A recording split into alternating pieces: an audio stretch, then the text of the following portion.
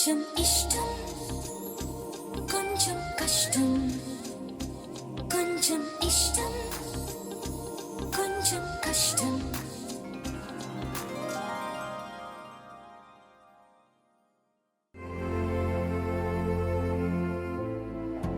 తాయరక్క రావే సూర్యకాంతం రా. అబ్బా స్మైలీ అక్క స్మైలీ. సర్లే కాని ఏంటి అప్పుడే తెల్లారిందా? అదేంటక్క అలా ఉంటాం? అంటే నేను మీ ఇంటికి రావడం ఇష్టం లేదా? లేదంటే మానేస్తారా ఏంట్లే గాని ఏంటి సంగతులు? జున్ను పాలి చల్దామని వచ్చానక్క.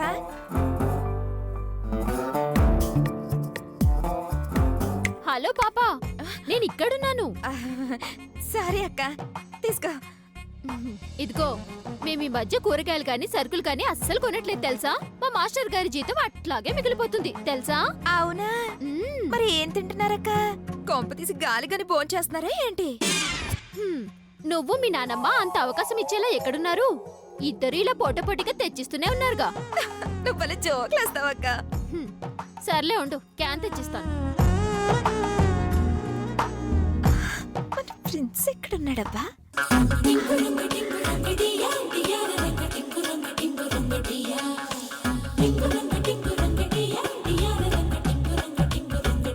ఎక్కువగా తిప్పకు, మెడ పట్టెక్కుతుంది.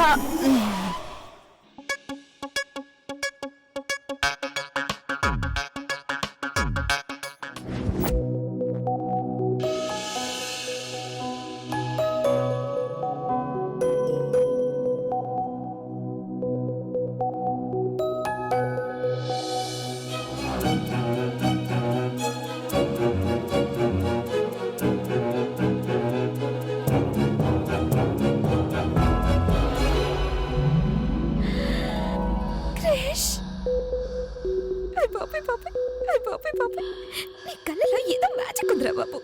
అందుకే చూడగానే బిభత్సంగా కలెక్టిపోయాను. మన ప్రభాస్ ని అక్కకి చూపిస్తే ఓ పని అయిపోతుంది.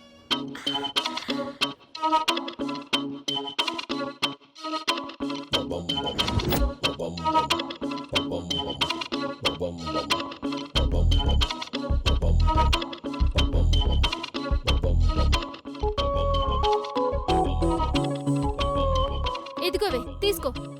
థ్యాంక్స్ అక్క. బాయ్. వెళ్తున్నాను.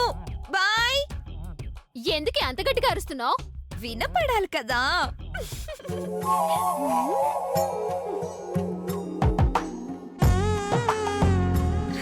అయ్యో బాబోయ్, అర్జెంటుగా ఈ ఫోటో నాకు చూపించేయాలి. నా లవ్వర్ని చూసి అక్కకి పిచ్చెక్కిపోవాలి. నవమన్మధుడా అతి సుందరుడా.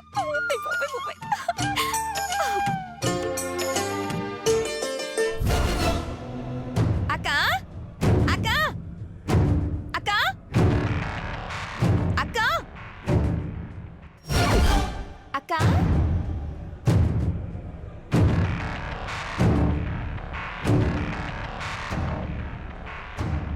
అక్క అక్క అక్క. అబ్బా అక్క ఎక్కడికి వెళ్ళింది? ఫోటో చూపిద్దామంటే కరెక్ట్ టైంకి లేదే. ఇప్పుడు ఎలా?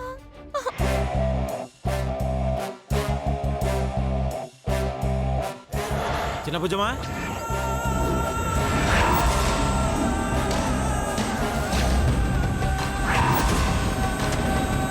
చిన్న భుజమా, కాలేజీకి టైం అవుతుంది కదా, రెడీ అయ్యావా?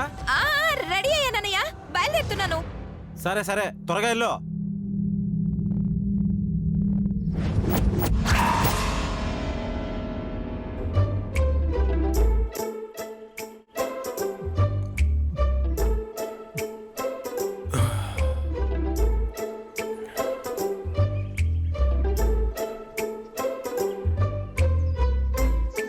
ఓయమ్మ ఏంది బెదరు, ఏదో పీత తాగిన మాదిరి అట్ట తాగుతుండవా? దాహమా కక్కుర్తే? ఏం కాదు సోదరా, బాధ సోదరా బాధ. నీ బాడీకి అంత బాధ ఏమొచ్చుండదు బ్రదరా? బాధ బాడీకి కాదు సోదరా, మనసుకి. మబ్బన్నాక వాన, మనసన్నాక బాధ సహజం కదా సోదరా.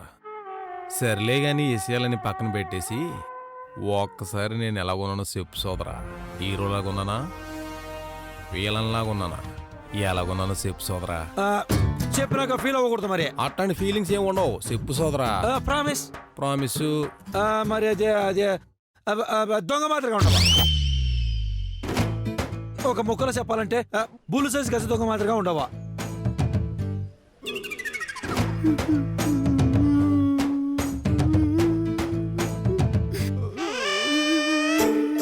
ఓయమ్మా ఏంది బదర్ నువ్వు ఫీల్ అవ్వాలని ప్రామిస్ చేస్తే ఇప్పుడు ఏడుస్తున్నావు ఏంది?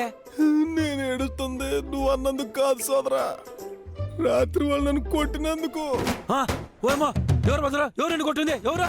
నా లవర్కి రాత్రి గిఫ్ట్ ఇవ్వడానికి వెళ్ళానా, అక్కడ అలా అందరు నన్ను పట్టేసుకుని దొంగ అనుకుని కొట్టిన చూడు కొట్టుకుంటూ కుదగొట్టేశారు. మరి అటు కొట్టేటప్పుడు నువ్వని చెప్పలేదా ఏంది? అమ్మో అలాగని చెప్పుంటే ఇంకా గట్టి కొట్టేసేవారు సోదరా. నీ లాజిక్ ఏందో నాకు అర్థం కాలేదు బ్రదరు. అవన్నీ సర్లే గాని ఆ లాజిక్ సంగతి పక్కనెట్టి ముందు నీ మ్యాజిక్ ఏంటో చెప్పు సోదరా. మ్యాజిక్ ఏంది బ్రదరా? నీ వ్యవహారం ఎక్కడో తేడా కొడుతుంది సోదరా. నువ్వు చెప్పే మాటలకి చేతన పనులకి ఎక్కడా పొంతన కుదరట్లేదు. ఎందుకో నువ్వు అబద్ధం ఆడుతున్నావని నాకు డౌటింగ్గా ఉంది. మనం నిజాలు మాట్లాడేసుకుందాం సోదరా. చెప్పు, ఈ ఊరికి ఎందుకు వచ్చావు? ఏ పని మీద వచ్చావు? చెప్పు సోదరా చెప్పు. చెప్పు సోదరా.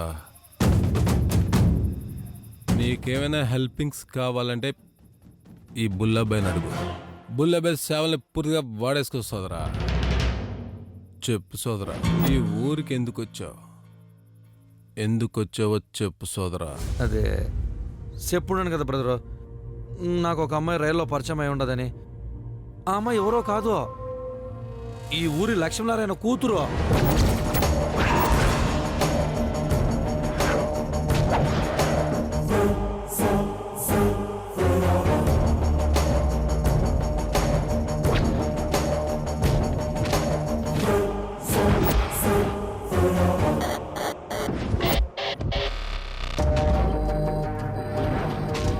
అదే బ్రదర్ జరుగుండదే. ఏదో ఒక విధంగా ఒప్పించి రేవతిని పెళ్లి చేసుకుని తిరిగి మా రెండు కుటుంబాలు కలుపుదామని వచ్చున్నాను. దానికే నీ హెల్ప్ కావాలి బ్రదరు. బ్రదరు మాట్లాడవేంది? బ్రదరు చెప్పు బ్రదరు, మాట్లాడవేందే? బ్రదరా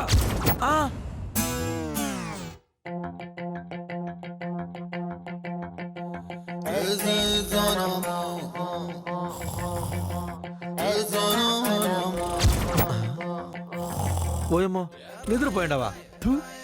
అనవసరంగా 417 ఎపిసోడ్ల కథ చెప్పున్నాను కదా సామే.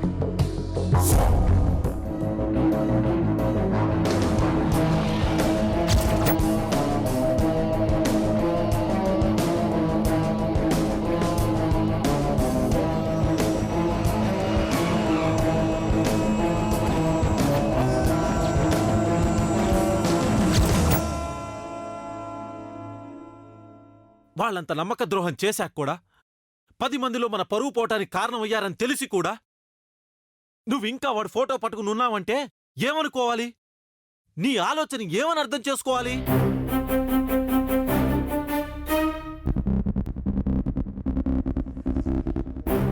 చెప్పు బుజ్జమ్మా, నీ మనసులో ఏముందని అనుకోవాలో చెప్పు. అన్నయ్య, అసలు మీరు అనుకుంటున్నట్టు నా మనసులో ఎలాంటి ఆలోచన లేదు. అసలు ఆ ఫోటో ఎలా వచ్చిందో కూడా నాకు తెలీదు. ఏంటి? ఎలా వచ్చిందో నీకు తెలీదా? నీకు తెలీదా?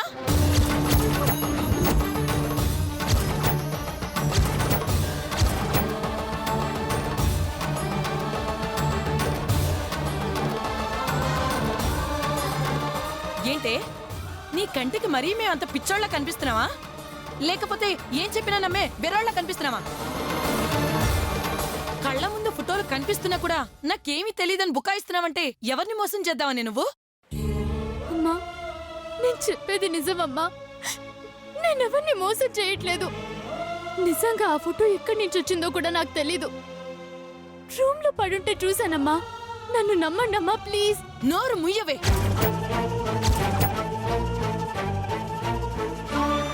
నోరు ముయ్.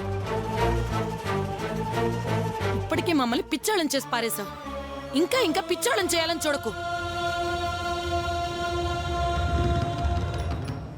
నీకు తెలియకుండా ఆ ఫోటో మన ఇంట్లోకి ఎలా వస్తుంది?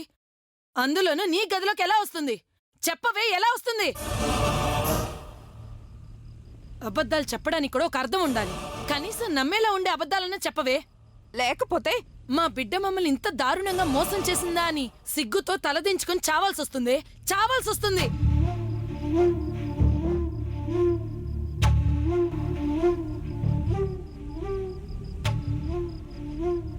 అమ్మా, మీ వాదన మీదే తప్ప నా మాట వినరేంటమ్మా? నిజంగా దాని గురించి నాకు తెలియదమ్మా. దయచేసి నన్ను అర్థం చేసుకోవడానికి ప్రయత్నించండి ప్లీజ్. ఏంటే నమ్మేది? ఇంకా ఇంకా అబద్ధాలు చెప్పావంటే చంపేస్తాను. జానకి, తను చెప్పేది కూడా నిజమై ఉండొచ్చు కదా. ఆలోచించడం మానేసి ఎందుకంత ఆవేశపడిపోతావు చెప్పు. నానమ్మా, నువ్వు మాట్లాడకో. జరిగిన దాంట్లో కేవలం బుజ్జమ్మ తప్పు మాత్రమే కాదు, నీ తప్పు కూడా ఉంది. తను చిన్నపిల్ల, తనకి చెప్పాలన్న బుద్ధి లేకపోవచ్చు. మరి నీ బుద్ధి ఏమైంది? మన బుజ్జమ్మ వాడిని ప్రేమిస్తుందన్న విషయంతో పాటు వాడు తనకు ఉంగరం తొడిగాడన్న విషయం కూడా నీకు తెలుసు. మరి మాతో ఎందుకు చెప్పలేదో? ఏదో ఒకటి చేసి వీడితో పెళ్లి చెయ్యాలని చూసావే తప్ప మాతో చెప్పాలన్న ఆలోచన చేసావా నువ్వు? అన్ని సొంత పెత్తనాలు, సొంత ఆలోచనలు చేసి చివరికి అందరి ముందు మమ్మల్ని ఎతవల్ని చేసి పడేశావు.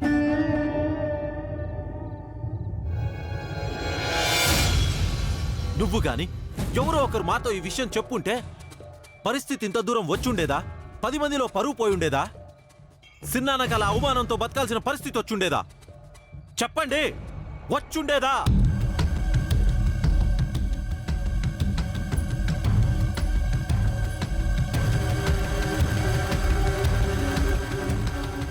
అన్ని దాచిపెట్టి చివరికి కళ్యాణ మండపంలో అవమానంతో తల దించుకునేలా చేశారు. ఇంకా దాచిపెట్టి ఏం చేద్దాం అనుకుంటున్నారు? ఈ ఇంటిని వల్లకాడు చేద్దాం అనుకుంటున్నారా? చెప్పండి, వల్లకాడు చేద్దాం అనుకుంటున్నారా?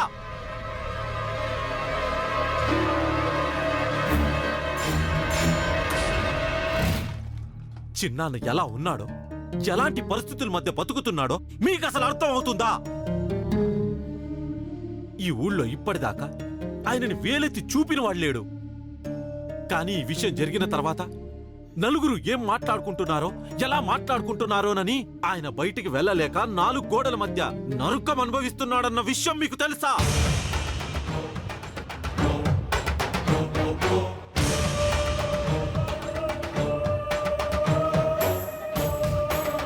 ఒరే దత్తుడు, వదిలేరా. తన దారి తను చూసుకున్నప్పుడు మనం దారి గురించి చెప్పడం అనవసరం.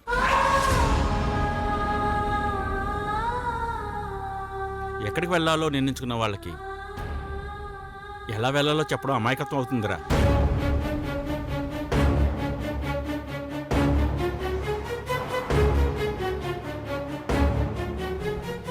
లేదు నాన్న, నా దాన్ని నేను చూసుకోలేదు. ఎక్కడికి వెళ్ళాలో నిర్ణయించుకోలేదు నాన్న. దయచేసి నన్ను నమ్మండి నాన్న, ప్లీజ్. జానకి మాట్లాడొద్దని చెప్పు.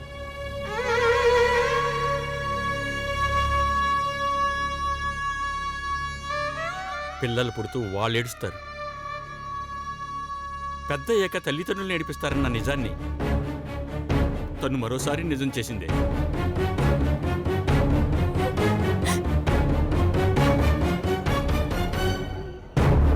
మనమంటే ఎంతటి గౌరవం ఉందో, మన మాట అంటే ఎంతటి విలువ ఉందో ఒకసారి కల్లారో చూశాను.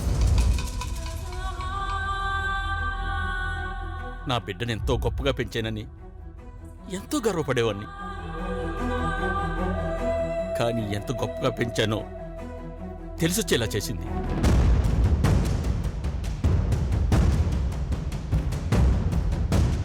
వద్దు జానకి, ఇలా ప్రతిసారి దెబ్బతింటూ మోసపోయే బ్రతుకు మనకొద్దు జానకి. తనకు నచ్చినట్టు చేసుకోమని చెప్పు, తనకు నచ్చిన దారిలో వెళ్ళమని చెప్పు.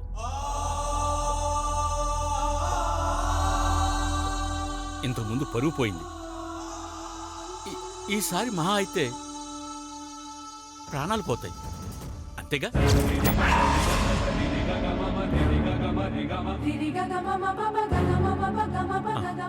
ఏం పర్వాలేదు, వెళ్ళిపోమని చెప్పు. చెప్పు, వెళ్ళిపోమని చెప్పు. చెప్పు.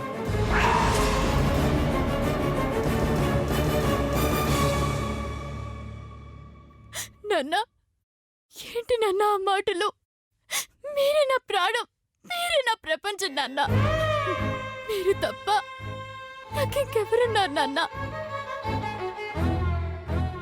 నోరు ముయ్యవే, నీ వల్ల మాకు మనశ్శాంతి లేకుండా పోయింది. అంత దూరం పంపిస్తే బాగా చదువుకొని ఏదో ఉద్ధరిస్తావనుకున్నావే గాని ఇలా గుండెలు పగిలేలా చేస్తావనుకోలేదు. ఎందుకే మమ్మల్ని ఇంతలా బాధ పెడుతున్నావు? ఇలా బాధ పెట్టే బదులు మా అందరికి ఇంత విషయం ఇచ్చి చంపేవే, అప్పుడు మా శవాల్ని దాటుకొని ఆనందంగా వెళ్దు గాని. అమ్మా ప్లీజ్, ప్లీజ్.